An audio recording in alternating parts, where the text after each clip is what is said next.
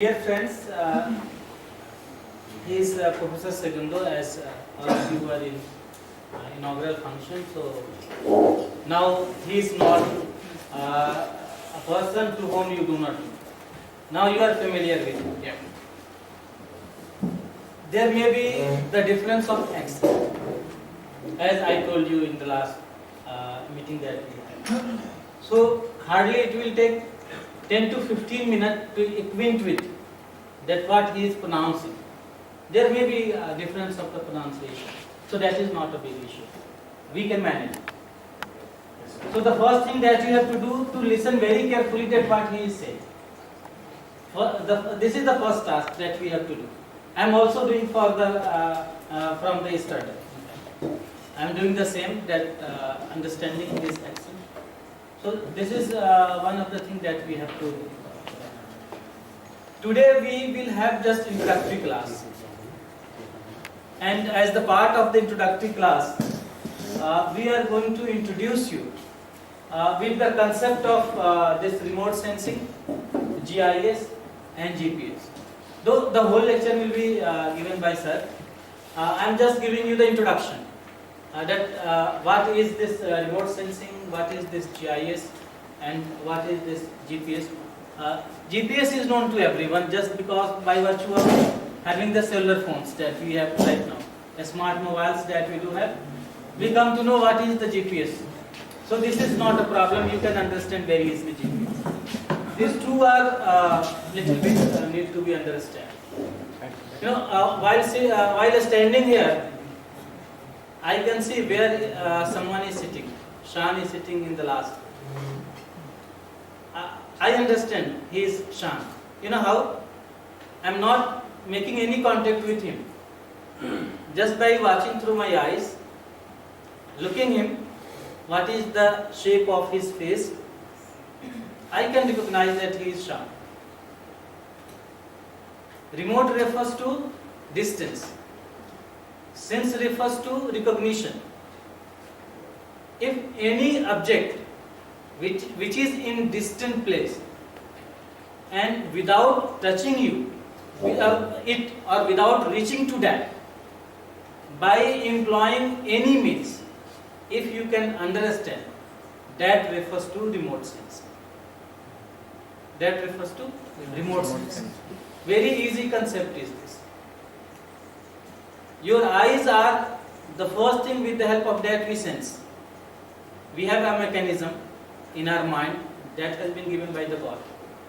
So with the help of the eye, just we see, signals goes to the brain, and then processing took place just like computers, and then finally we come to the conclusion that he is Shan. So the same thing happens with the help of the remote sensing. With the help of the remote sensing, we take the pictures about any place, about any objective. Then the processing that our mind does is done with the help of GIS. This is the software, Geographical Information System. So processing is going to be done here, and an output will come finally. So you will finally reach to the conclusion that what a particular image is referring to. He will give you the detailed account, but right now most of the information that we gather with the help of the remote sensing is with the help of the images which are taken by the satellites. Satellites are there in the space, and sensors are there. They took picture of the whole earth. The satellite is moving, having a circle of the earth surface on a particular route.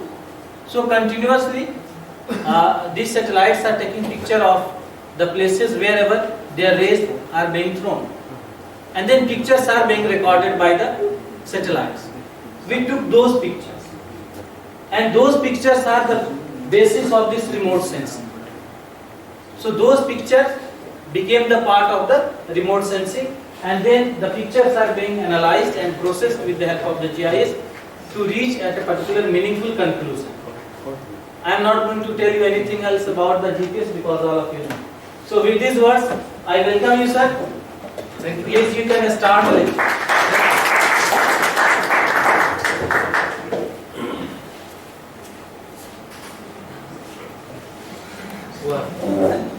Thank you very much for all of you, particularly Dr. Dastri, for giving me the opportunity to be here in ALIGARH University in India. Thank you very much, Dr. Dastri. Well, what is remote sensing, what is GIS, and what is GPS? I think they are technology, they are tools that, as I said in my first presentation, my first speech, can be very useful to detect the change. It's very important to us detect the change of the systems all over the world, or some areas, small areas, very large areas, like ecosystem, like a mountain, like a river, so on. I think remote sensing, GIS, particularly, are tools to let us know what is changing in our world. What is changing? Mainly when we pretend to know what is the change in agricultural system. All of us knows what is an agriculture system. You know, agriculture system is water, seeds, man, necessity, people, technology, market, goods and services. All of them are systems, and we need to know what change are occurring in that system. And remote sensing could be a good tool, a good system to detect that change. In a period of time, maybe a year, 2 years, 5 years, a decade, 10 years, I don't know. But to detect that change are occurring in agricultural system could be part of evaluation or monitoring system. What? One, to detect in a certain space and time. Because not all the change is possible to detect. Because it's economic, could be cheapest, or could be more. I think, repeat, remote sensing, GIS, not the best, but is one of the best tools or system can let us know what is changing in a certain system, like, for example, agriculture system or crop system, particularly, for example, in wheat. As you know, why crop in India is a strategy crop. That's important to know what's going to happen from here in 30 years, 60, 70, 80 years. What is the change will be occur? what's going to be the drivers, factors of change. Okay? Good. This is the first day, the first lecture about concepts and principles of RS, GIS, and GBS. All of you are economics students? Yes, sir. All of you? Geography also, sir. Geography? Botany. Oh, thank you very much. Thank you. Botany. Botany. Okay. Geography. Chemistry. Chemistry. Do you have interest in remote sensing? Why? I'm interested to know why is you are interested in remote sensing. Because you are chemist? Chemist student. It's important because phenology or phenological characteristic plants is part of the kids. We have to know the change, chemical change in plants. If that change can detect with remote sensing. Well, will you please read? Know the weather, know the terrain, and your victory will be completed. Sun Tzu, 500 BC. Do you hear about him No, sir. the first time? Yes. Know the weather, temperature, precipitation, humidity, and so on. Terrain, territory, okay, space, and victory will be complete. 500 before. That is remote sensing in that time.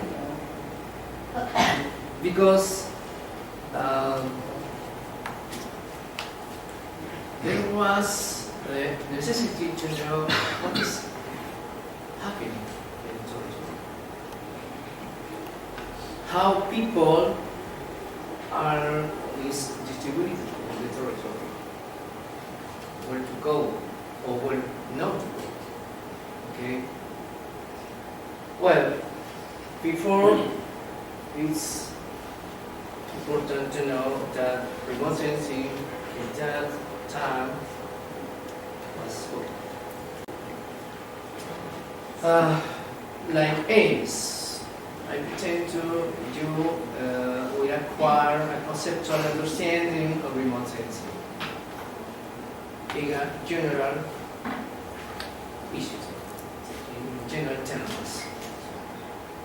Second, we come to be familiar with satellites, orbit types, and so on. Third, be able to articulate its advantages and disadvantages. Okay? And finally, we also have a basic understanding of remote sensing application. That's the reason I am here, particularly. Understanding of remote sensing application for agriculture methods, monitoring and management.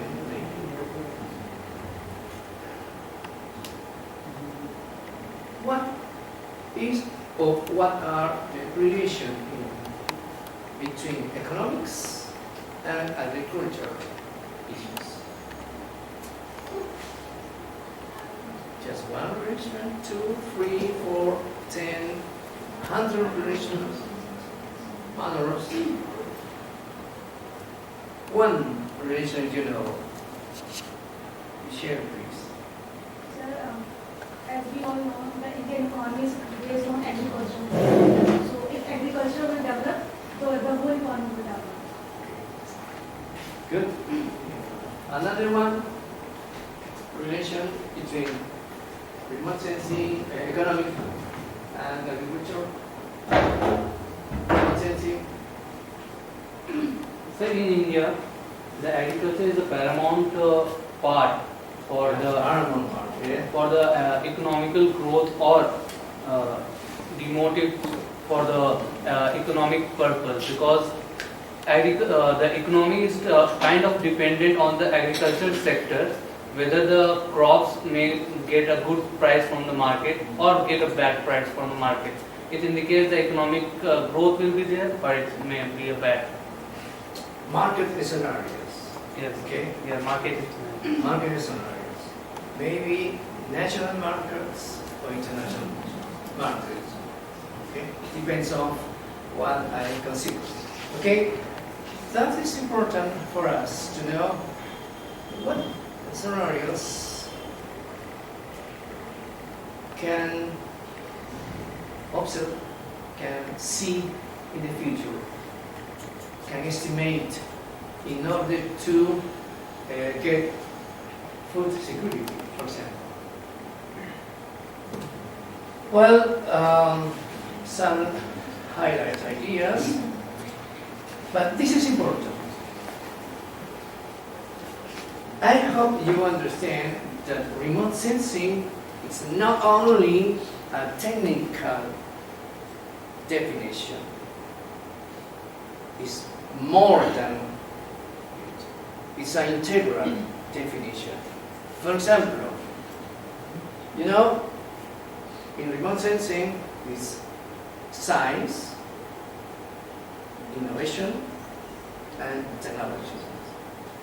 This is the technological point of view, but remote sensing means also low radiation security and other things, field of knowledge.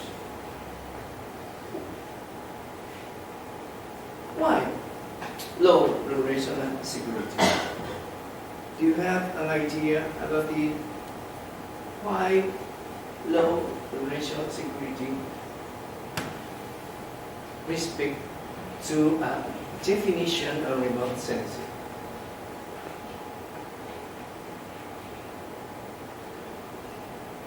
Are both of them related or no? So yes, related. But what are the relations?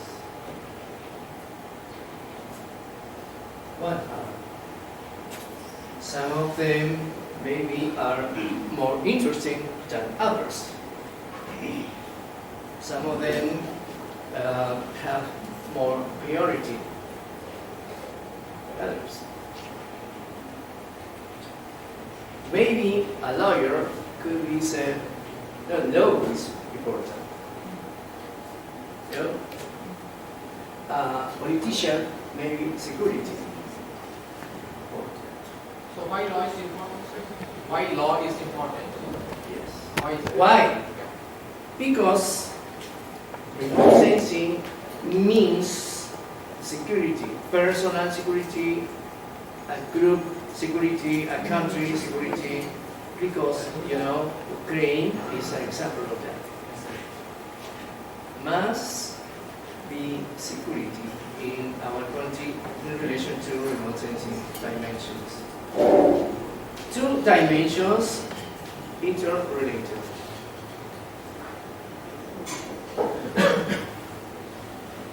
Do you know it?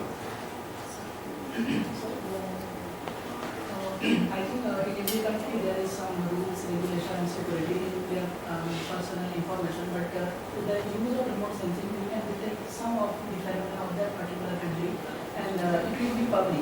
So there must be some regulation or limitation in the use of remote sensing. That is why people cannot reach the information that is not secure in the context of that particular country. That is why I think every object of the phenomena of the Earth's surface is visible and can be detected through remote sensing. But we cannot penetrate the resources or the information that is, that has a particular kind of security and regulation in regional basis or that is like international basis. Yes, double reason. First one is security. We must have security data. Okay? The data we capture from area, any object, must be in a security format. Okay? Quality of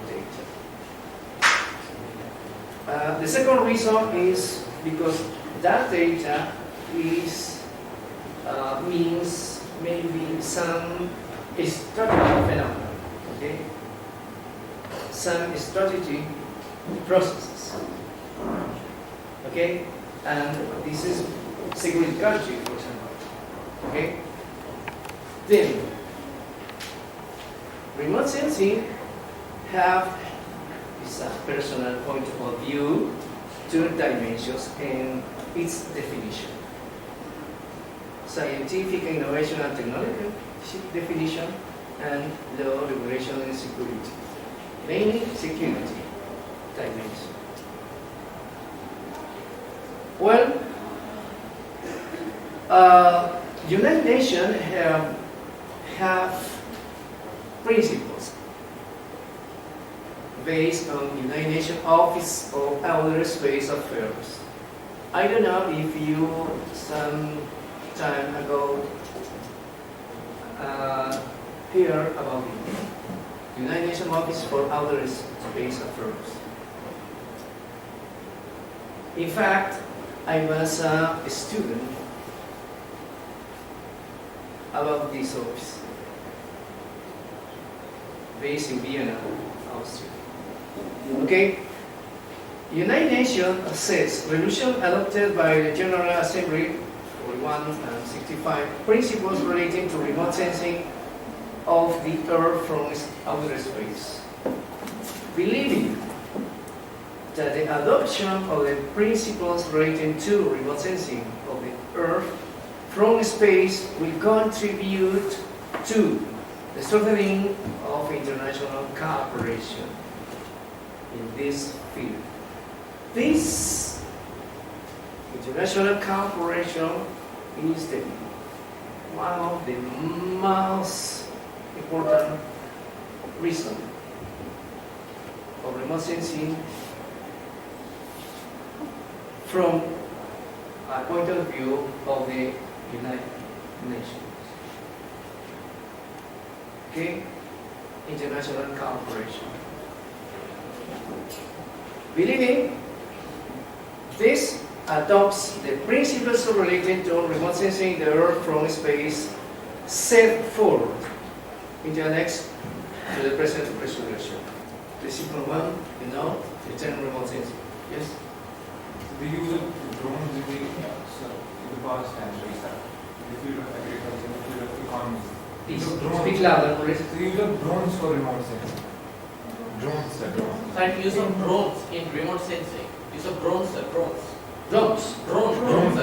The flying object that captures. Oh, yeah, sensors. Yeah. Yes. Yeah, yes. So, but the definition has only mentioned about the outer space. That's not the outer space. Because in that time, the technology just refers to the remote satellites, okay? Satellites that have a sensor from that is emitted or receive electromagnetic waves from objects from Earth, super Earth. Okay? Well, this is important to read this. Sorry, to read these items B, C, and G because they refers to the following principles of remote sensing from point of view of United Nations.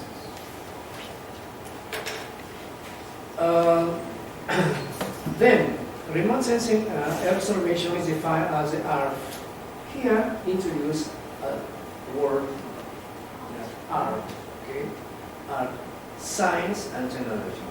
You know, this is another way, another form to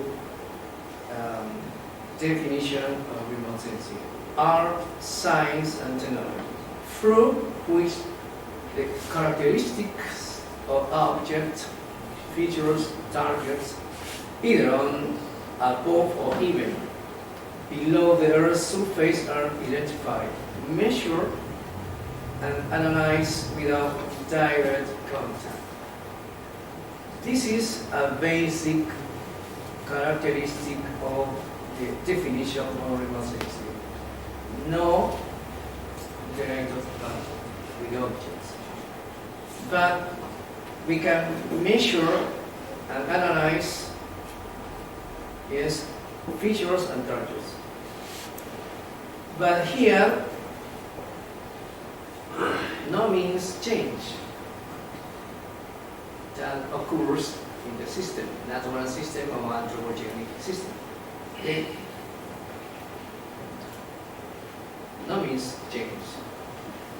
This allows for emergence of these object features to be obtained by sensing a recurrent, reflected or emitted energy. It's a basic concept, naturally. Remote sensing is a measure-based discipline also. Okay? And as such, it leads to the creation of data. This is important, the data.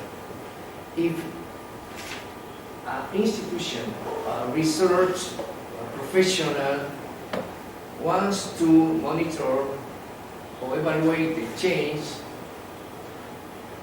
needs data. Quality of the data. Representation of the data. Okay? These data have specific characteristics because I need to know what change could be occur in certain phenomena, in certain area. Okay? Also says source of spatial and space-time and environment data. For example, in my country, it's very difficult to get data. Okay, it's very difficult even. Okay. Well, another idea is other types of remote sensing are common, including different wavelengths with different platform and so on. What does remote sensing offer?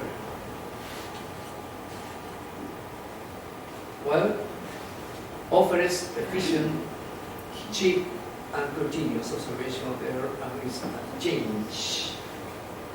This, for me, is very important. The change could be in certain phenomena, I said. Sir, Okay? sir, as we know that for remote sensing, we observe the change that has been taking place on Earth or any other places. For that reason, for watching the changes, we need a reference previous data that this thing has been changed. What if we are looking for a change that we don't have a reference of its before it has been taken place or the changes has been taken place? How we will identify that this particular change had been taken place in that particular area? Okay. As said Dr. Tajir, some objects we see with our eyes, okay? But another objects or characteristics of that object we can see. Okay? It depends on the scale too. Scale. But remote sensing could help us to observe what we can observe. Okay, in a simpler form. Okay? Change could be those observable change and non observable change. If we can see that change in a period of time, with some tools we are using for that proposal, but remote sensing could be let us to see that change in in a simpler way, we cannot do it. Okay? But this is very important to repeat. Change. This why? Because also in monitoring, we detect we need to verify the change. Okay? If we planning some activities in a monitoring or evaluation, we need to know if these or those activities are occurring like we planning. Okay? Well, this is a basic picture, okay, you know. The electromagnetic wave comes from the sun, reach the earth on top, okay? This is a kind of satellite, geostationary satellites. This goes around the earth. The second one is low Earth orbit. It's a polar satellite, because the advantage is here is so many areas are captured from these satellites. Okay? The first one is just one place. Okay? This is another form to observe how we can observe the Earth. This is about the geostationary GEOs, Sirius satellites image Americas. Okay, here this part of America, it's South America. Here is my country. West of the South America, central west of America, here. Type of satellites or sensors. As you know, there is a passive satellites or sensors and active satellites. Which is the difference? The passive uses the sun energy, and active satellites has its own energy, source of energy. It's another picture of the same active and passive satellites. Here we have another picture with respect to type of satellite. Okay, which is a passive and which is active satellite. This is important picture for me because, as you know, country operator, satellite operator. The first one is USA, the second one is China, the third Russia, Japan, UK, and India. India is an important country in remote sensing, like a country operator.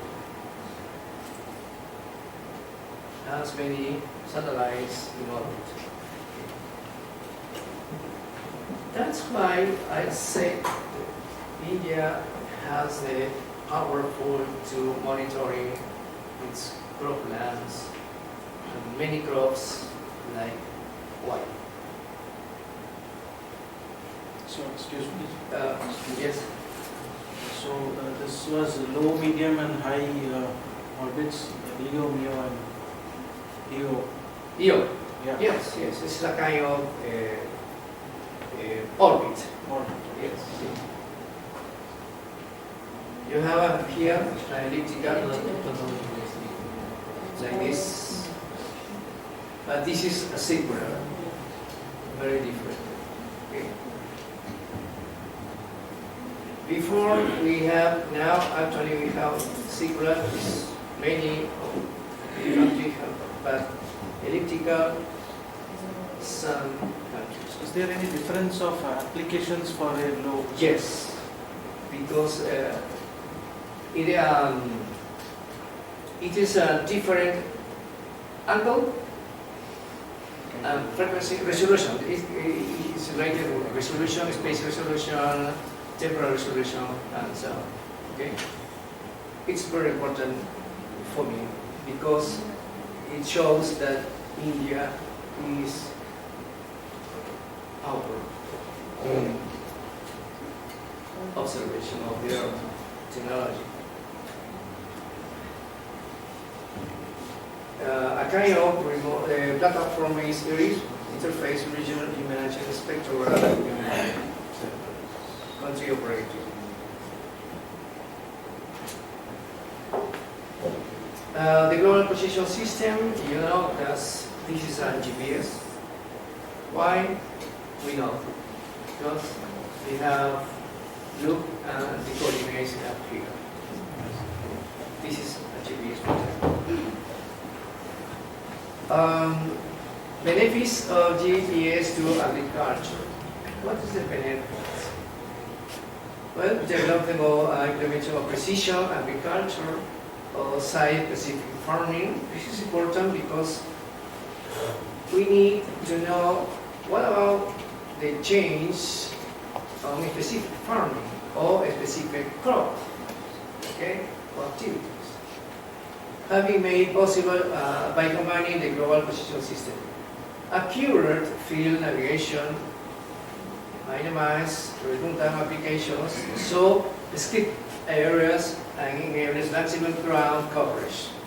Because in my country we use frequently this kind of device because we don't have many satellites like India, just one. Sir, is remote sensing is expensive? In my country, very expensive. So sir, like Sri Lanka and like poor countries, how it will work, sir? And how they will implement remote sensing in agriculture field? Yes, yes. I will answer to your question. Is it? Okay. I will answer to him, sir. Yes. Please continue. In my country, it's very difficult, economical point of view. Very, very difficult to get data, to get software, to get technological in general to do this kind of activities. The strategy we have in my university is research, because we elaborate a project and this considered item when we can acquire a membership or a license. It's generally a way we can get some tools like, for example, software or also GPS or any advanced device or tools we need to do our work.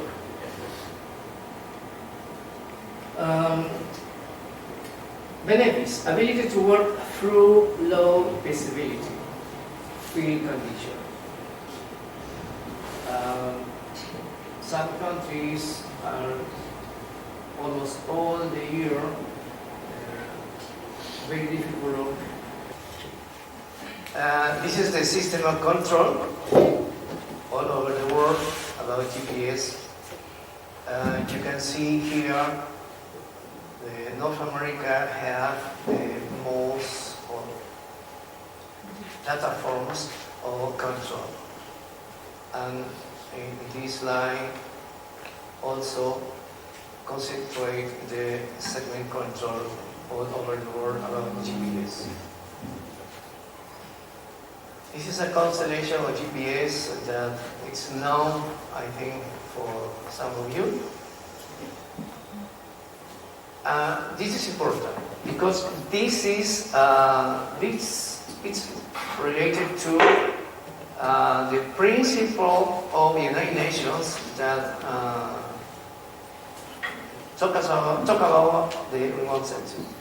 International cooperation in GPS companies in the United States platform, and India is the international cooperation between or into the governance in GPS.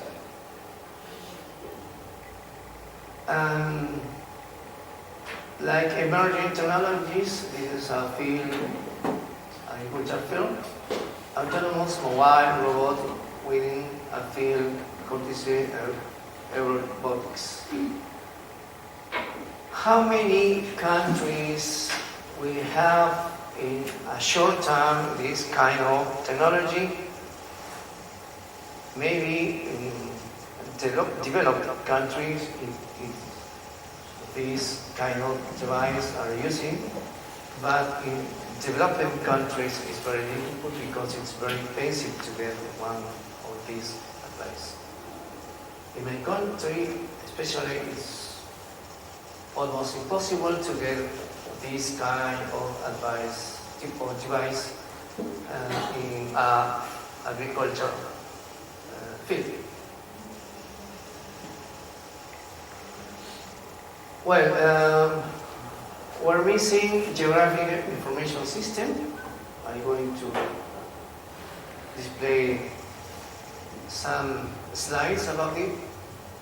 In a narrow sense, geographic information system means data capture or data management, data manipulation, and data presentation.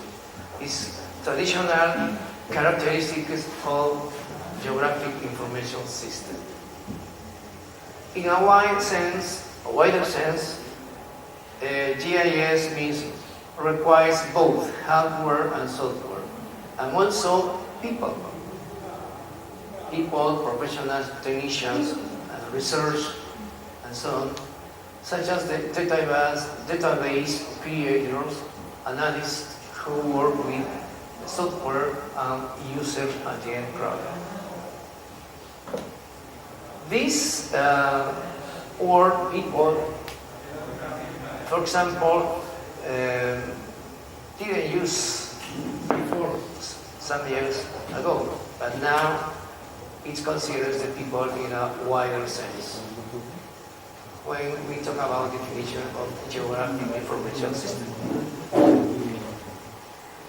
Then, into the definition of geographic information system, we have now actually geoscience, geographic information science, or geoinformation science. What does it mean? It means the discipline that deals with all aspects of the handling of spatial data and geoinformation. It's a scientific field that attempts to integrate different disciplines, studying the methods and techniques of handling spatial information.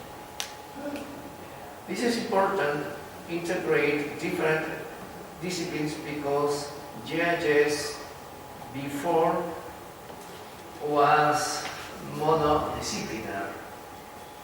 Now it will be multidisciplinary. It's actually a new focus approach about how geoinformatics science or geographic information science requires integrate different disciplines: geology, geography, environment engineering, and so on.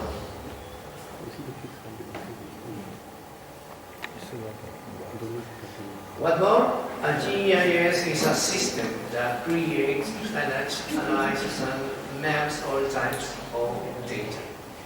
GIS connects data to a map, integrating location data where things are, with all types of descriptive information. What things are like there? Here, as you can read, what things are like there.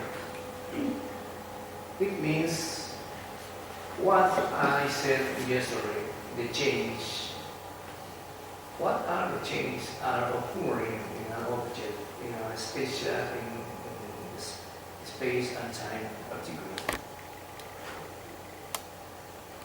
GIS also provides a basis for mapping and analysis that is used in science and almost every industry.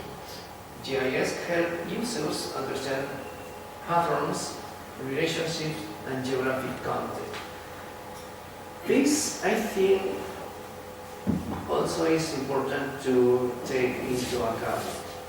Patterns, relationships, and geographic context. Usually, this geographic context is missing in technical studies, for example. And some research also occurs too. Patterns, relationship, and geographic context is very difficult to analyze too. In relationship, for example, what type of relations are there or there is between two objects among many objects we can analyze. The benefits include improved communication and efficient as well as better management and decision making. It's also very important because all we can do with remote sensing, GIS, and GPS, and so on, ends in a good decision making.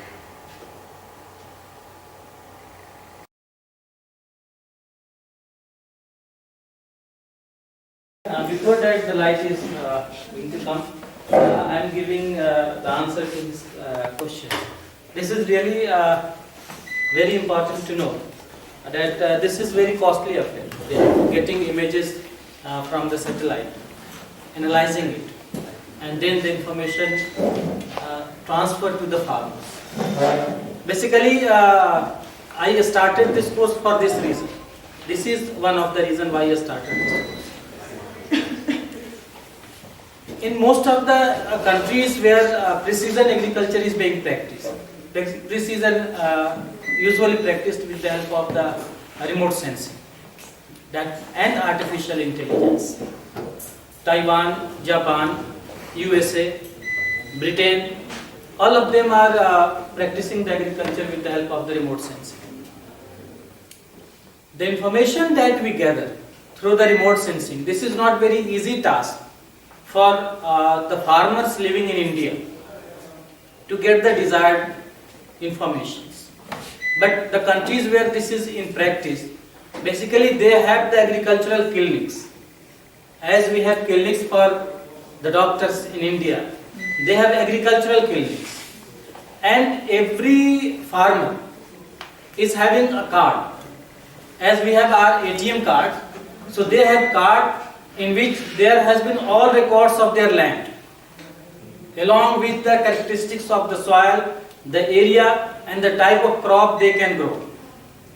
And whenever they visit the agricultural clinics, simply the card has to be swiped over there, and all the information will come out automatically.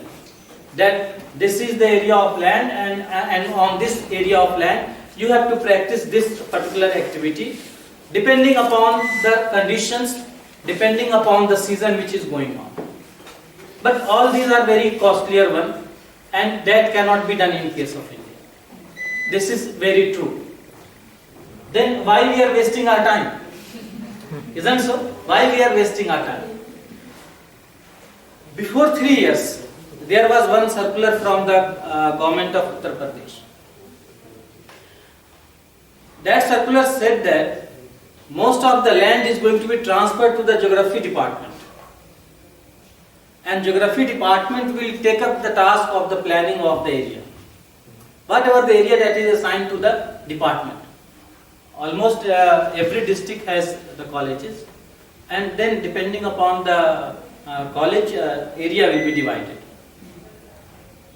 The same I am doing, nothing more than that. Farmers cannot understand. the language of the remote sensing. But you, the student, can understand the language of the remote sensing.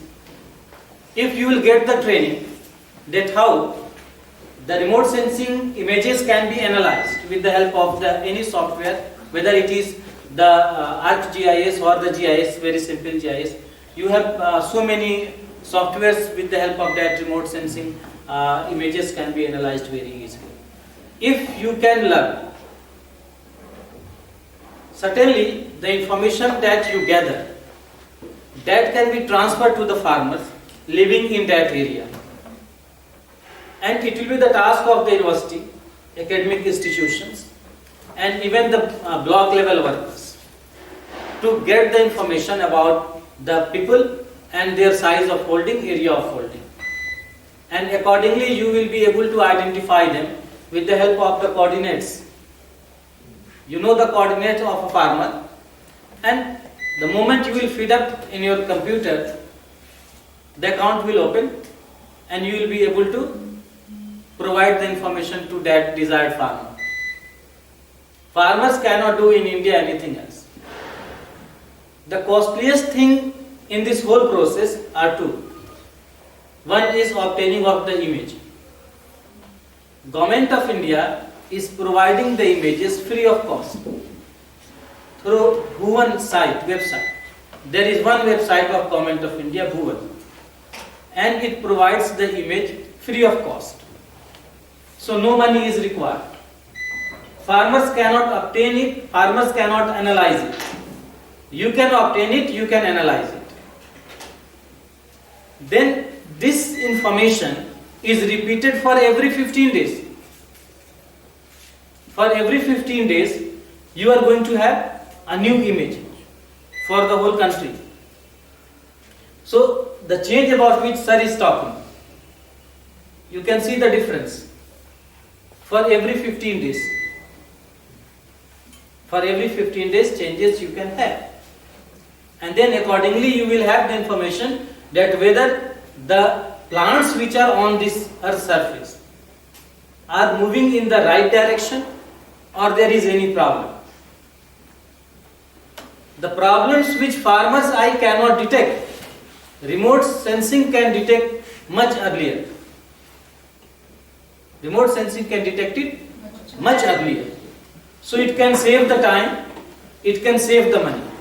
Farmers cannot do it, but people like we can do it. You might have heard about corporate social responsibility. So now this is going to be extended to the academicians also. And this is going to be extended to the students also. You know, government spends a lot of money on you. And the time is not so far when government will say that I have spent this much amount of money on you, whatever you have given to the society. Within coming 5 years or the 10 years, this is going to happen. So you are going to work as intermediary between the technology and the farmers.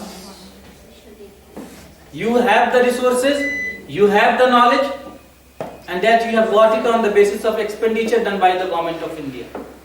So thereafter it will be your responsibility. Government owns the institutions like ALIGARH Muslim University we have. So there is some social responsibility of this institution also. And very soon this is going to happen. Government is saying that you have to raise fund at your own.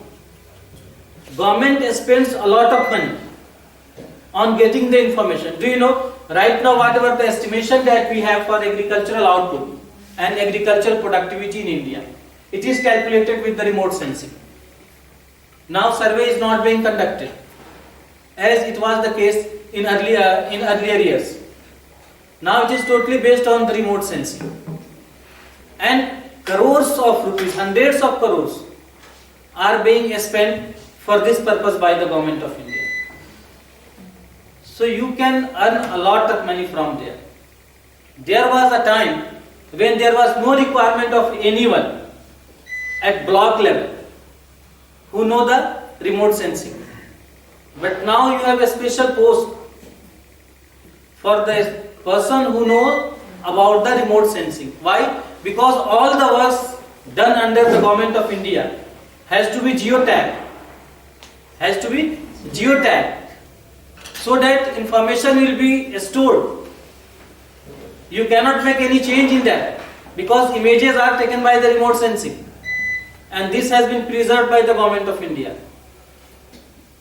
Government can see that whether the work has been done actually or on the paper. Because technology does not lie. Machines do not lie. You cannot lie to the government. And that's why government has appointed at block level so many personnel who are trained in case of remote sensing and GIS. And they are tagging all the works done by the government. And certainly this work has to be done by the institutions later on. Because the moment you will offer that this task will be done by my institution, certainly it will be very easier for the government. Because a lot of money can be saved. So instead of this is costlier one, this will become cheaper one. As you play the game, video games that you have, you can play the game of GIS and remote sensing on your mobiles. While sitting here, you can see your house. Yes. Sir, from your speech, we can know that remote sensing is very important in agriculture field. Not in agriculture only. In every sector, sir. Every sector, from security to your life. So, sir, you know that now Sri Lanka is fully destroyed by economic side, like Sri Lanka and like poor countries. How they will implement this remote sensing in the agriculture field? Actually, they have lack of resources, lack of capital. So, how it will work in these kinds of countries? When you will go to Bangladesh, you tell them that I have come from India and I know how to use remote sensing and how to provide the information to the farmers. And since this is a map, whole map of Bangladesh can be used by you. You can provide information to each farmer. Because we have at macro level maps, that means at India level, you can have at the state level, you can have at the district level, you can have at the block level, you can have at the village level, you can have at the individual level. You can have map for the individual land also. So if the economy is being destroyed, no problem. Human resource is there. Despite all these odds, even USA provides free data. Not those data which are very immense of use in security, but particularly for the agriculture. This is almost free from the USA also. So you can obtain the data from there. India is also providing free services to so many countries. So Sri Lanka should have better relation with India so that India can provide the free map. Bangladesh should have very good relation with India because India has the maps and can provide you freely. So even if economy gets destroyed and human resource is there, this is the same story of Keynes. At the time of Great Depression, everything was destroyed, the economy was destroyed, capacity was there. So what he said? Simply you have to give money to them. The moment demand you will create, automatically all unproductive spaces can be used. So the things that you will learn here will always be with you. Any wealth that you have can be snatched by any person. But the knowledge that you have, no one can take it away from you. So this is the matter of knowledge. This is the matter of information. If you have the knowledge and information, no one can take it out from you. Whether the economy is in boom or the economy is in recession, your knowledge will be with you and you can help the people. This is also a process through which you can help the poor farmers. The biggest problem that we do have in India is that we have only two types of activities. One is sowing of the crop, another one is harvesting of the crop. In between, management part is not there.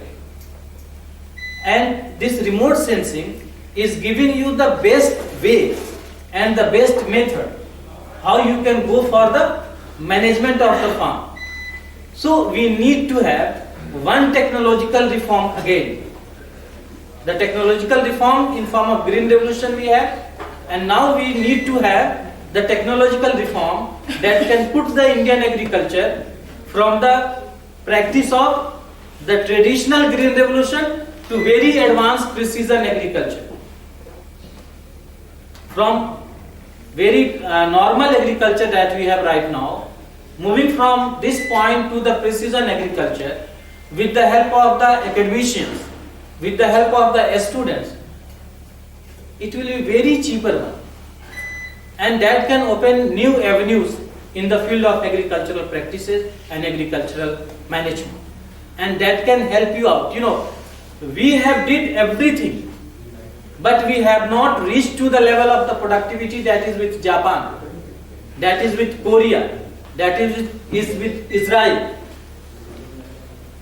Where we are lagging? We are lagging in terms of the farm management.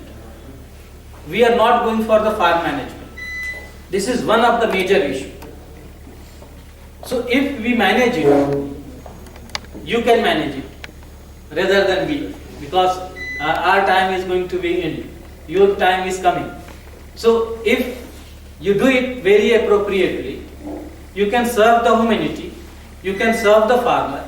Otherwise we will have to face the same crisis as the Sri Lanka is facing. As human being, as a citizen, we have so many responsibilities and we need to do it. So this is one step. I want to train all my students, because my students are already learning about econometric modeling. Simply I have to provide them information with the help of the remote sensing. And I am trying my best that if I may be able to convert this whole process of analyzing the images with the help of GIS through any software, then for my students it will become very easy. Just they have to put the coordinates on the map and they will get the desired area, and automatically the area will be analyzed and desired informations will be obtained. I don't know up to what extent I am going to be successful, because it will be yours contribution. Without yours nothing can happen. So if you will be there to work, and if you are there to learn and cooperate to the society, give something back to the society, then certainly we will be able to do it. So Akash, you can do a lot for your country. Thanks, sir. India is ready to help. Thanks. India can provide you the images. Sir, You learn how to analyze it. Sir, they can also get the data from US data.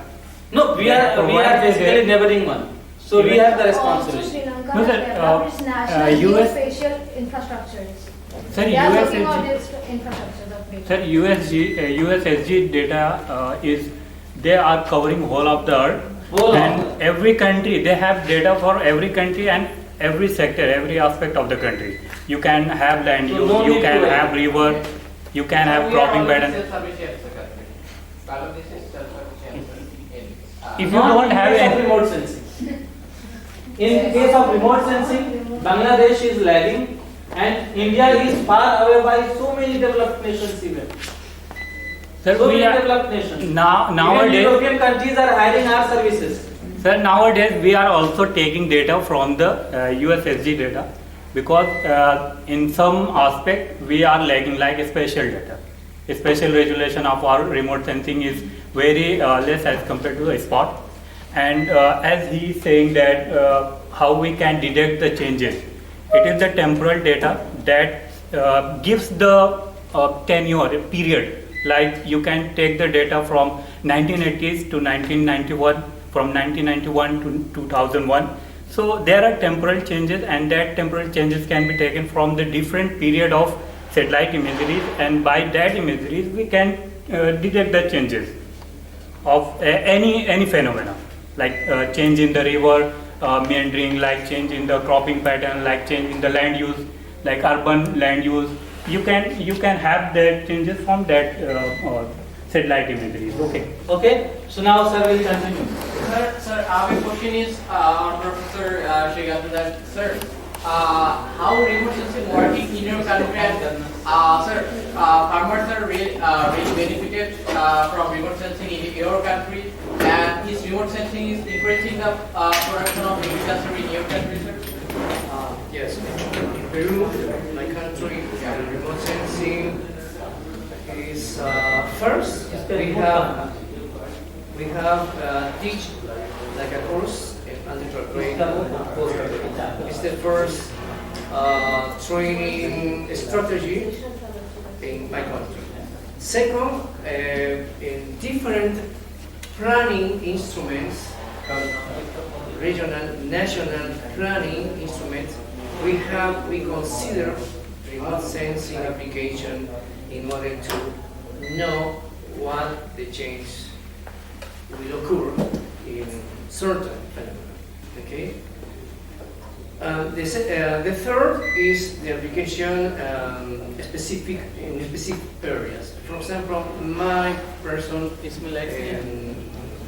has participated in elaborate maps, make modeling maps about evapotranspiration, for example, in certain crops. But it's very concrete, very specific in small areas. It's not around our country. Very specific. Because the data is very difficult to get data. Okay? Overall quality of data. But theoretically, we have access to certain websites to teach how to use the data. But we usually not generate data.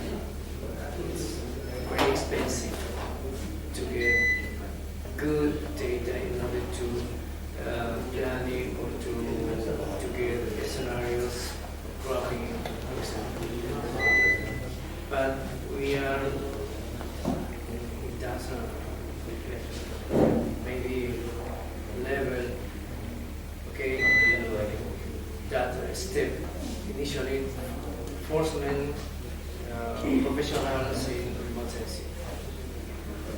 We have just one satellite, just something like this. It's very small, just one. Sir, in your country, root level farmer, it means extremely poor farmer are getting benefit by this remote sensing. Like India, sir, poor farmers are not getting any kind of benefit maybe. Yeah. That says the truth. It's very difficult that farmers get the information. We know. We elaborate maps, mobilization, certain crops, but farmers usually don't understand what it means. In your country as well, sir? Yeah, it's very difficult that the farmer understand what it means. Okay, but the government knows what it is. But according to that, government planning the activities. Yes, the government. It's because of usually the state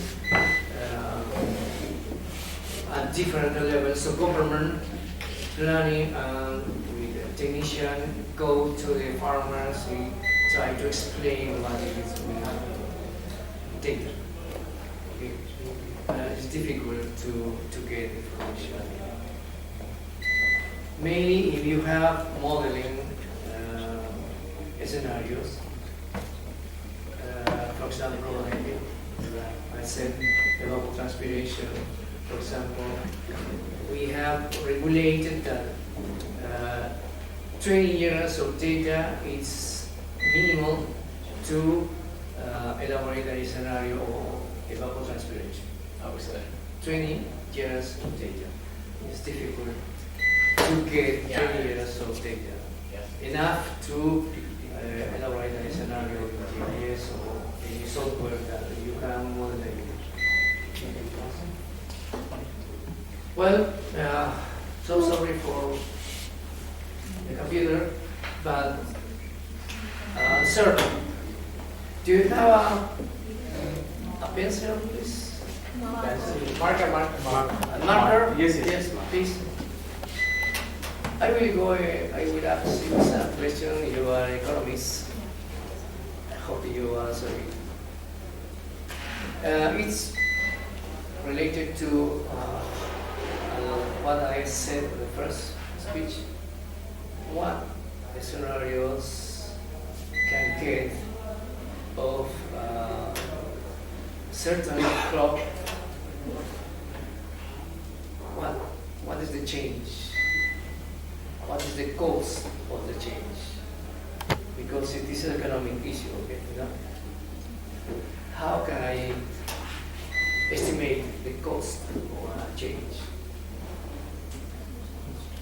Remote sensing help me to detect the change. Okay, I know the change, but how is the cost, economically speaking, of that change? No, it's a good question for you because you are economics students. What is the cost of that scenarios? Please wait for a marker. Sir, light will come within 10 to 15 minutes. I have talked to the department, the light department. So they are saying that it will take another 10 to 15 minutes. So hopefully within 10 to 15 minutes. 15. Then, Okay, yes. So the light is going to Okay. Sir, taking the topic towards plant pathology or crop diseases only. So will this remote sensing will be applicable to observe the changes as a physical condition of the plant, whether it is a disease carrying or disease free? Yes, remote sensing is useful in that use. Yes. So how, like different plants is having different kinds of symptoms for different kinds of diseases. How will it act? How will it diagnose that this specific disease is taking place inside this crop? Well, the difference between the different values of electromagnetic wave. What if the Yes. disease is caused by For the example, microorganisms or the pathogens In a plant, in a plant? according to the phonology, it's different reluctance. That is captured for the sensor. As you have mentioned about the wheat crop in India, specifically two diseases are there in the wheat, mainly stem rust of wheat and red rot. So these two diseases caused by the different microorganisms, and the symptoms are very alike. So how will the remote sensing will clarify that this specific symptoms is for that specific disease? Because remote sensing helps us to detect the change of, for example, the color of green that reflected by the plants. According to phenology, it has different values of electromagnetic waves. Okay. According to the concentration of the humidity, also the temperature, evapotranspiration. This little change can detect remote sensing. Okay, let me explain some graphs. Here is the time. Thank you. And here is, so for example, okay. We are here, 2022.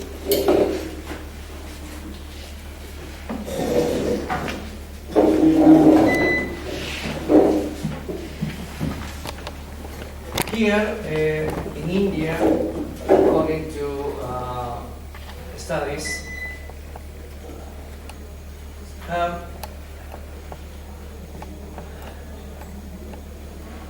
110 tons of white, actually. But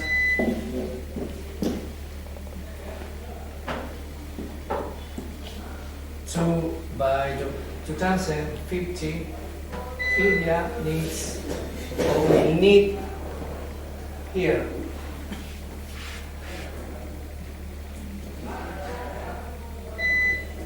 millions, 150 million tons of what?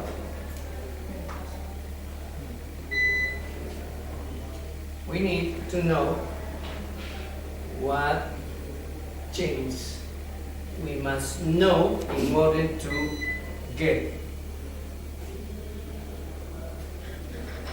this quantity or what we need or will need. Okay? The question is,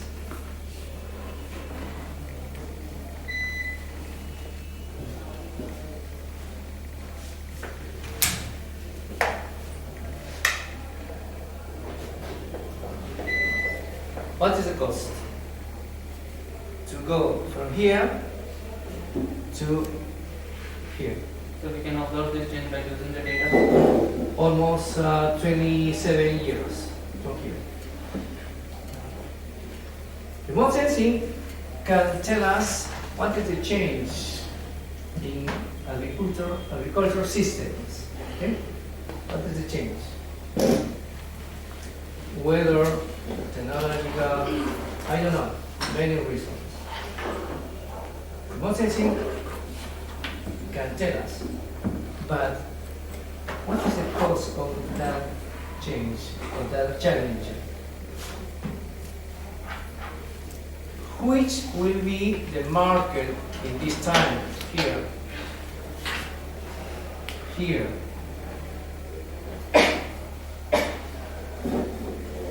What is the hardware of market at different times?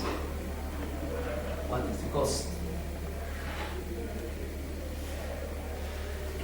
Because they have estimated, I keep all research has estimated that we are going to need 150 millions of tons of what?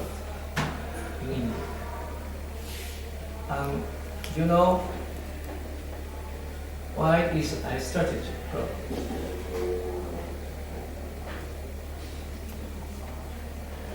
Okay, what will be the cost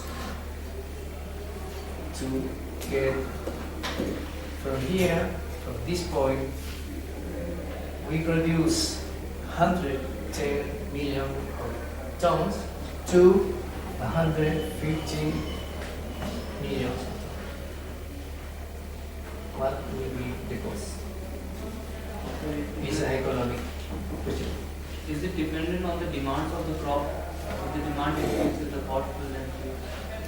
Okay, but how to get scenarios? For example, in these, finally to get these scenarios. So there should be. I have I find a paper that explain this. India will need 150 millions of tons to satisfy food of society. Actually, India produces 110 millions of tons. Many questions. Yes, sir. Sir, if the size of the cropland are same, there should be one way to get the estimated production, because to increase the production, I mean productivity, per acre productivity. So there should be some kind of mechanization in the agriculture, and that will help to get better productivity, and from that we will reach to the estimated, need of that particular crop. So there would be the mechanization, one term. But in terms of mechanization, it is very difficult because it would be very costly. The land is same, and I will put the inputs in terms of agriculture, and the inputs are very costly, like seeds, HYV seeds, irrigation facilities, and other mechanization in terms of production. So what will be the use of remote sensing in that particular case to modeling of the crop or estimation of that particular crop production? So that is the main issue maybe. That will be my problem. That problem is not his. Basically, the modeling part is going to be taken up by me. Because I am the student of economics, so I will do the modeling. He is just going to serve you that what information we can collect from the process of remote sensing. His task is limited to that one. Yes. Later on, the modeling part is mine. But just for answer, from the same piece of land, with the help of same inputs, we will be able to double the production level. Even the production can be increased while reducing the cost when we use the remote sensing. I am giving you one example, can make the thing more clear. In India right now, if you will see, if there is any land affected by any type of the disease, insecticides, insects, or the pest, they are normally affecting the productivity land. So what happens that when a farmer visit to the land, and the farmer is not visiting the land every day, because huge area of land is there, and it is very difficult for the farmer to visit each and every area. So the farmer come to know about any type of the disease in plant after 15 days or the 20 days. By that time, the expansion has already taken place. It is the beauty of remote sensing that within 15 days before the symptoms will come out, you will be able to know that which disease is going to be there just by analyzing the roots. Because the symptom of any type of disease firstly appear on roots. Any disease which is going to be there, it affects firstly the roots. Because from there, this is just like the human body. If something is happening, normally we say that our liver is basically the house from where all the diseases are being expanded. So the same thing is happening. Roots are the stomach of the plants. So if something goes wrong with the plants, that firstly appear in roots, but our open eyes cannot see them. The eye of the satellite can see it, and even below the earth's surface. So before the disease is going to be come out, you will be able to know what disease is there. So before it is going to be expanded all over the area, you will be able to find out very smaller location from where it is going to come out, and you will target it. So you will be able to save time and the cost of insecticide. And here in India we are blind. We don't know that what disease is this one. Farmers basically go for the hit and try. Okay, if this is not working, take the another one. If that is not working, take the third one. But remote sensing can tell you at the very first day that this is the disease and this is the insecticide which can be used to control it. So neither you are wasting your time nor wasting your money. You are targeting the exact place at the right time at the lowest possible cost. So here the remote sensing is saving you from expansion of the disease, reducing the cost of production. Even you can analyze in patches on a particular area of land that which patch has what level of the moisture. So you have to take care of just that patch, not the whole area of land. So you are saving the irrigation cost over there. If there is deficiency of any type of the nutrition in the soil in a particular area, you get the information from the remote sensing. Just you have to put those type of the nutrients in that area only, not the whole area. So remote sensing is going to help you out in saving a lot of money. So even if you are using the same level of input, same piece of land, just by getting the information from the remote sensing and using it at the right time, you will be able not to reduce the cost, but you will also be able to improve its productivity and production. Now, where the crop modeling is going to come, this is very important. Though I would like to take it in the last one, when sir will complete his part. But we will have the factors, that means moisture, temperature, nutrition in the soil, moisture content in the soil. Health of the crop can be very easily analyzed with the help of NDVI. There is one word that we use. Normalized difference vegetation index. With the help of that, we will be very much able to find out what is the position of health of the crop. So if any plant, any disease is going to be there, firstly it affects the one crop, one plant, then to the next one, and then it is going to be expanded to all over the field. You will be able to find that particular crop, that particular plant, where the problem is being generated. So from there also you will be able to save the money. So basically my purpose is to get all the informations, and that will become independent variable. Your output that you are estimating through NDVI, okay, will be the dependent variable. We will choose the appropriate, econometric model. Then we will regress it. The values will come out. It will give the information that which particular input is more important. Then accordingly, next time we will try, and we will get the better result by using same input, same land. Only the difference is of the informations that we are obtaining through the remote sensing. So, yes. So you have mentioned that whatever the disease is taking place inside the crop, it started from the root or from the soil. Yes. Right? Sir, in botany, we have learned about some diseases like white rust of cruciferous families, red rot of sugarcane, ticker disease of groundnuts. These are the disease that is taken in the aerial part of the plant. And when the disease symptoms came out, the most edible parts of the plant, which are very important economically, that is hampered. In that particular scenario, how can we use the remote sensing program to? Your basically aerial part, this is the area you can see. This is the whole area of vertical I am talking about. Okay, right. This is vertical one. Your plant is here, covering this whole area. This is sugar cane, just assume. Okay.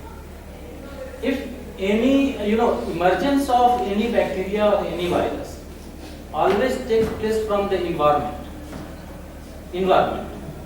And environment includes air, soil, gases in atmosphere, moisture, temperature, vegetation. A particular combination of all of them are going to give the emergence of a particular type of disease.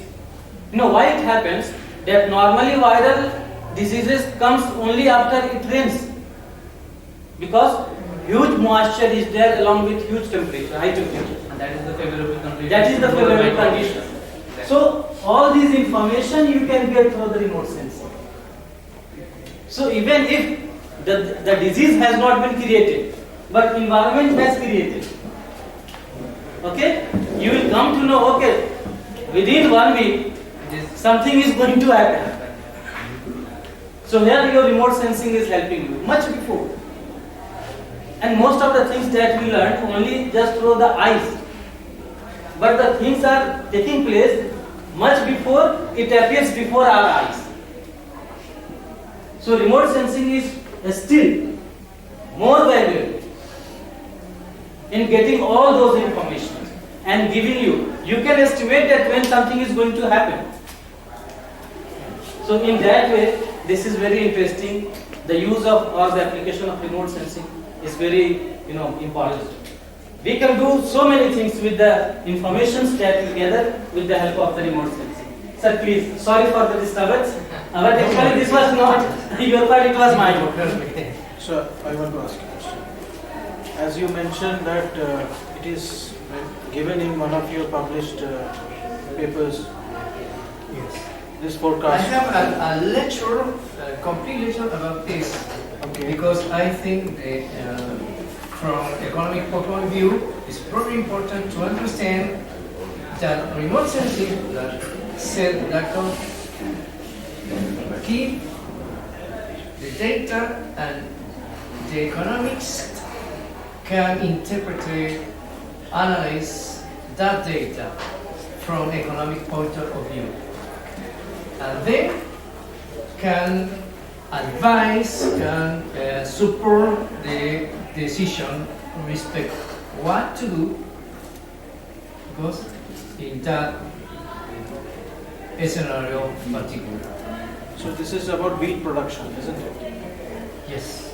So 20, you were telling 2050 we should achieve 150 metric ton. Yeah, because yes, just a minute. You know that from a scenario point of view, we have 4 scenarios. We have prediction scenario. Yes. Another one is explore scenario.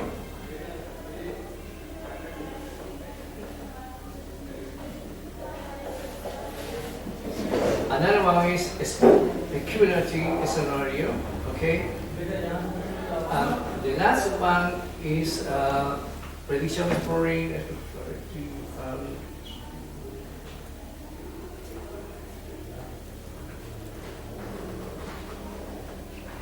I do not remember the one, but this is important because remote sensing helps to elaborate prediction scenario with a low uncertainty. You know, this kind of scenario has been estimated this. Now 120 millions of tons and 2050 150 millions of tons of white. India needs to satisfy the food requirement society. So in 2050, have you also mentioned about any constraint or limitation to achieve this? Yes.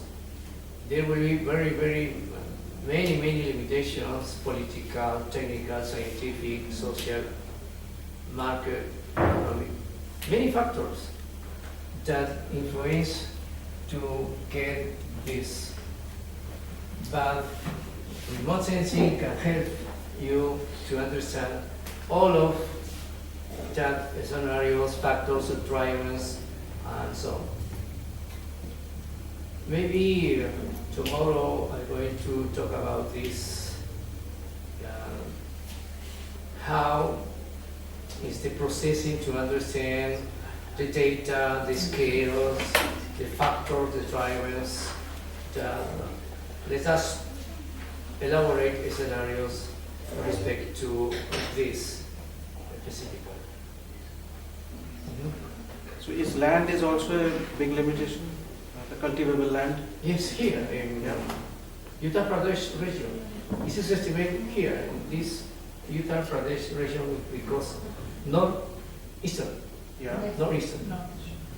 This is a particular region I am interested from a point of view academic, okay? Okay. To understand. But this is, I think, is a strategic region in wine production in a long time period. Yes. Because we have a serious issue of land degradation in India. Yes, yes. This study considers the land degradation also, because this is a characteristic of land that where I much productivity. You know? Yes. But I interested to this. How is going to be the cost to get this challenge? Because this is an economic issue. You know? The remote sensing will give us a scenario, but what's the economic scenario? It's necessary to know it. What will be that scenario, economic scenario? Remote sensing. Is your paper is an open access one? Or? No, it's mine. Okay. It's a colleague. Can you share later on? Yes, I'm going to share it. Yeah. Yes. It's very, very important. Okay.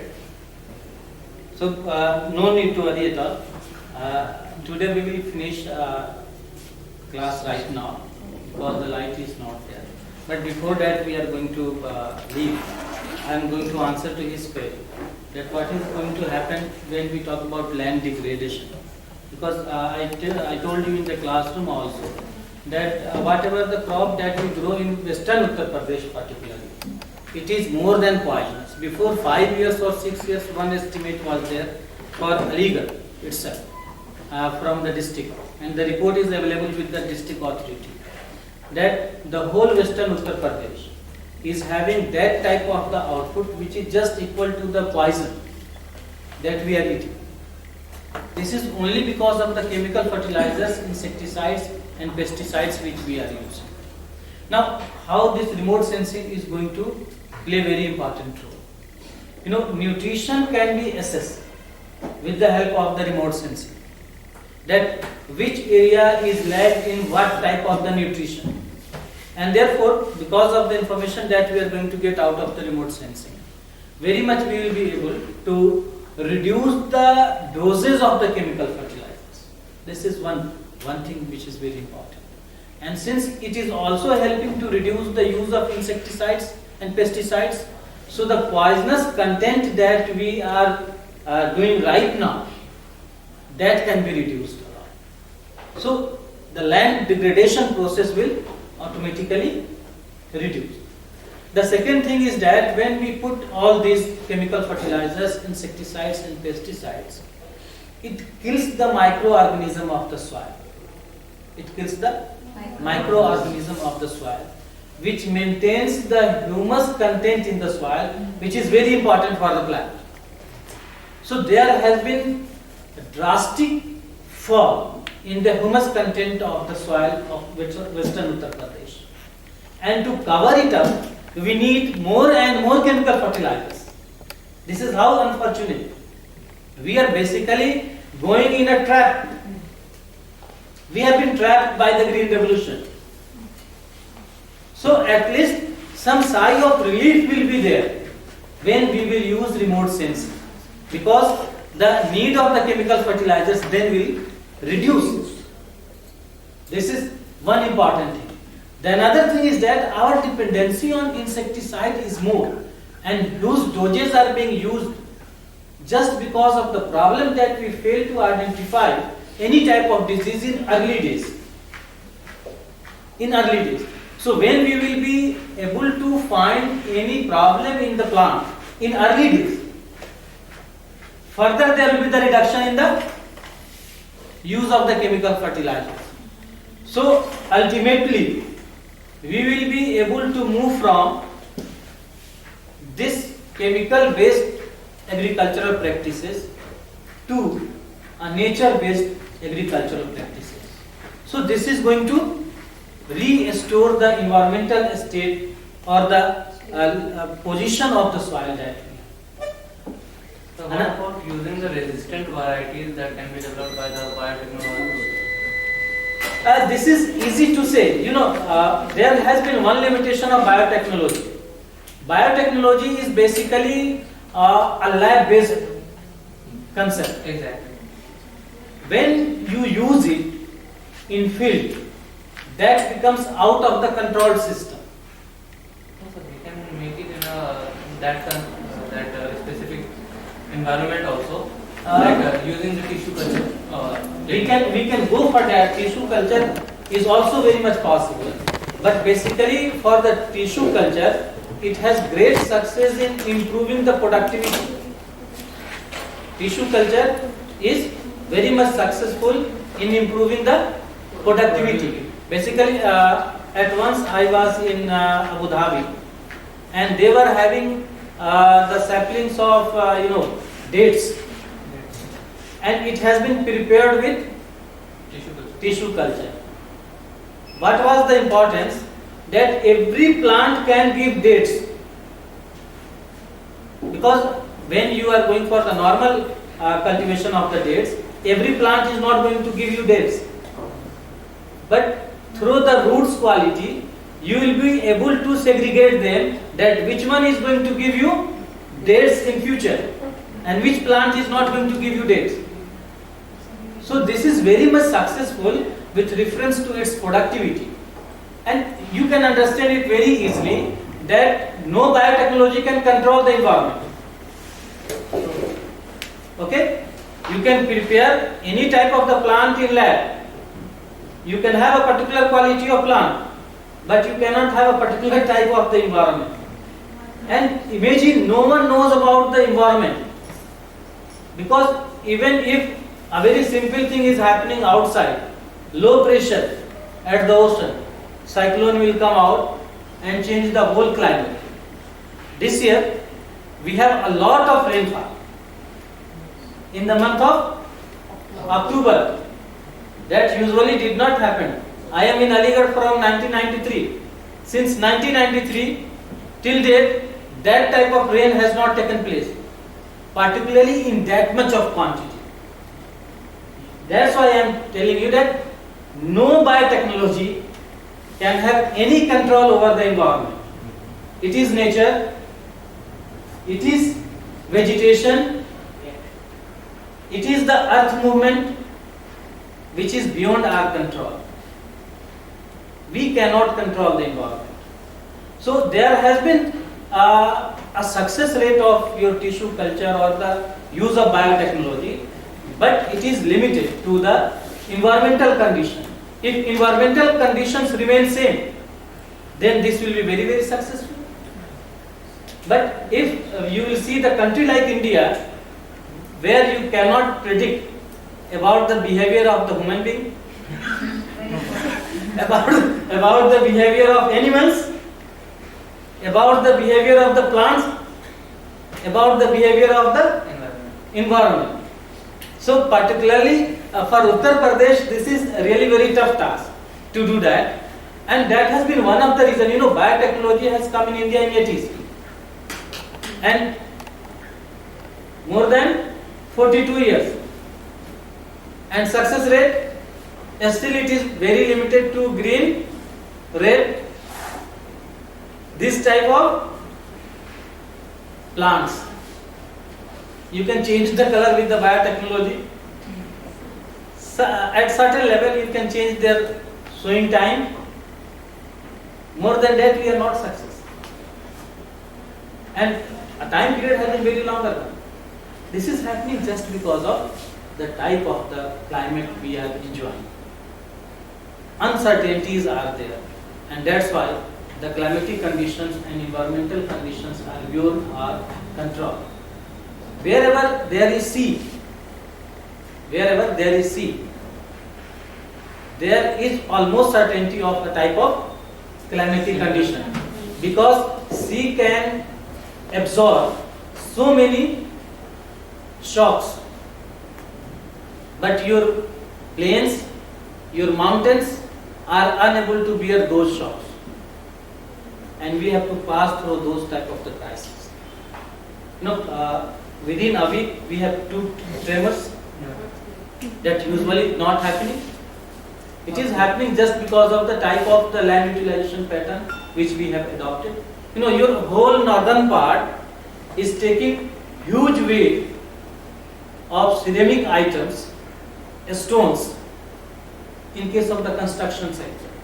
Now we have a trend of vertical growth of the residential and the offices. So this is putting more pressure on the land. This is causing more frequency of the tremors. So these are the things which are beyond the control and we cannot say anything else.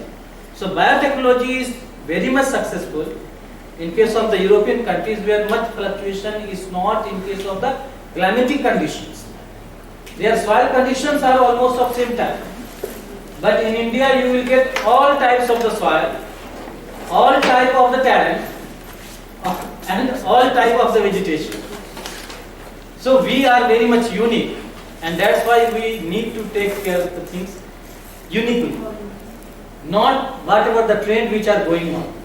Those who are knowing about the green revolution, they may know it very well that this is not Indian. This is Norwegian development.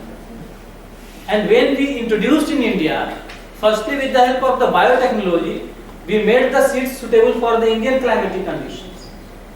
And we also have a difference in the type of the seeds depending upon the time when we are going to sow it.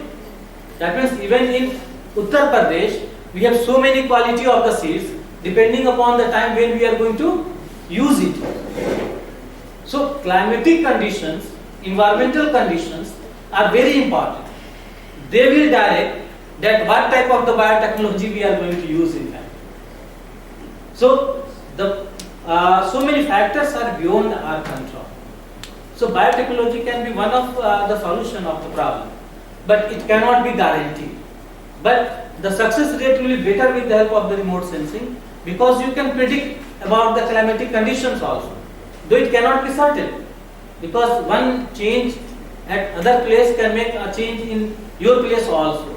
But by and large, if you will have the information about the meteorology and prediction for a very longer period of time, then you will be very much successful.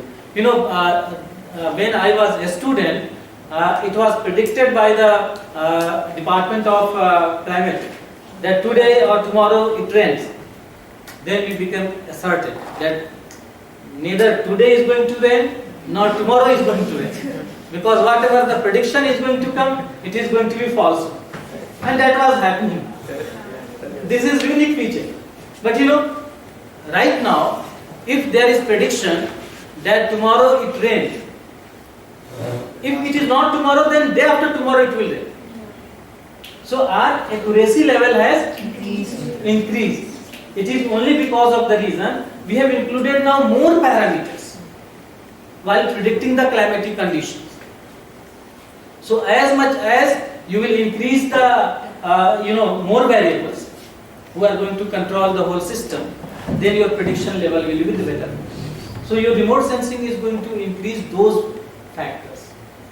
That means vegetation, what type of the vegetation is there you don't know, and particularly in your surroundings. But remote sensing will tell you that what type of the development is taking place around you. So you can have a better idea. Precipitation rate, you can find it out. And imagine what is happening in Delhi, it will have its effect here. Diwali patake. We have very hazy climate right now here. It is just because of pollution in Delhi and Noida. You are coming from the Noida, so you might have faced those type of the difficulties. Very difficult to even have breath over there. Breathing problem is there. So that is affecting. If something happens today in Noida or Delhi, tomorrow it is going to come. There at once when America attacked on Iraq, okay, there was attack by America on Iraq. Next year, most of the part of the Afghanistan, which is being covered by the ice during the winters, changed, and ice was black over there. Okay. Ice was black Because of the war. because war took place Okay. 1 year back. Okay. So whatever the pollution that it expand in the environment, basically it goes to the environment, and glaciation is the process through which environment is going to be involved.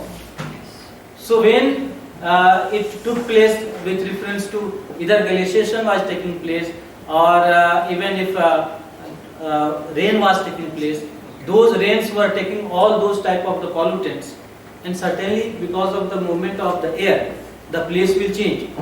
So the pollution which was spread in Iraq because of the bombing, that reached to the environment of Afghanistan because of the direction and the movement of the air. So the ice becomes black.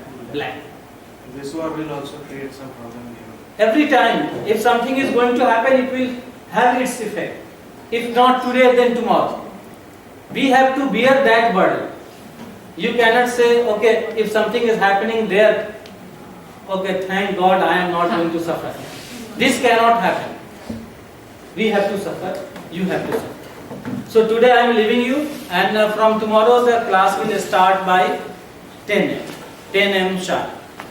So all of you are supposed to be here at 10 a.m. sharp. Okay? Chalo, khush raho. Jao. And if you have any query, you can ask to me. No problem. Yes. I am here. I am not going to leave you. Thank you.